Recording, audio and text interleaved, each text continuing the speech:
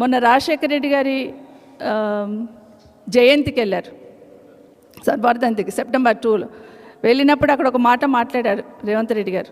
ఏమని మాట్లాడారంటే, రాజశేఖర రెడ్డి గారు చాలా గొప్పగా పనిచేశారు ప్రజల కోసం, రాజశేఖర రెడ్డి గారి ఆశయాన్ని సాధించే దిశగా నేను కూడా పనిచేస్తాను అని ఒక మాట మాట్లాడున్నారు. సంతోషం అనిపించింది.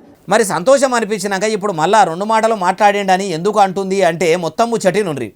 కానీ నెక్స్ట్ డేనే మళ్ళీ ఒక మీటింగ్లోకి వెళ్ళి చంద్రబాబు నాయుడు గారి పార్టీ టీడీపీ పార్టీ చాలా అద్భుతమైన పార్టీ అన్నాడు. అప్పట్లో వైఎస్ రాజశేఖర రెడ్డి సారు ఏలుబడిల చేయి పార్టీ చక్కదనంగా పనిచేసింది. కానీ ఇప్పుడు మలి ముఖ్యమంత్రి యనుమల రేవంతాల సారు ఏలుబడిల రాష్ట్రం మొత్తం చందన అవుతుంది. పబ్లిక్ గోసలు పడుతురు, అన్నదాతలు ఆగమవుతుండ్రని అనుకొచ్చింది. అమ్మ మాజీ మంత్రి సబితా ఇంద్రారెడ్డి మేడము, మరి 10 ఏళ్ల కారు పార్టీ ఏలుబడిలో కూడా పబ్లిక్ బాగానే అవస్థలు పడ్డారు కదా మేడము.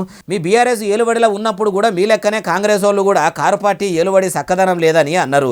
అప్పుడు కూడా ఇదే ముచ్చట మీ గులాబీ బాసు ముఖ్యమంత్రిగా ఉన్నప్పుడు ఆయన పాలన గురించి కూడా ఇట్లనే చెప్పి ఉంటే, కేసీఆర్ సార్ చక్కగానే పాలన చేసి ఉంటే ప్రజలు కారుకు కాలిచ్చి చేతులు కలిపేటోళ్ళుగా అది కావచ్చు. అయినా అధికారంలో ఉన్నప్పుడు ఓ మాట, అధికారంలో లేనప్పుడు ఓ మాట. మీ రాజకీయం లీడర్లకు రాజకీయంతో పెట్టిన విద్య.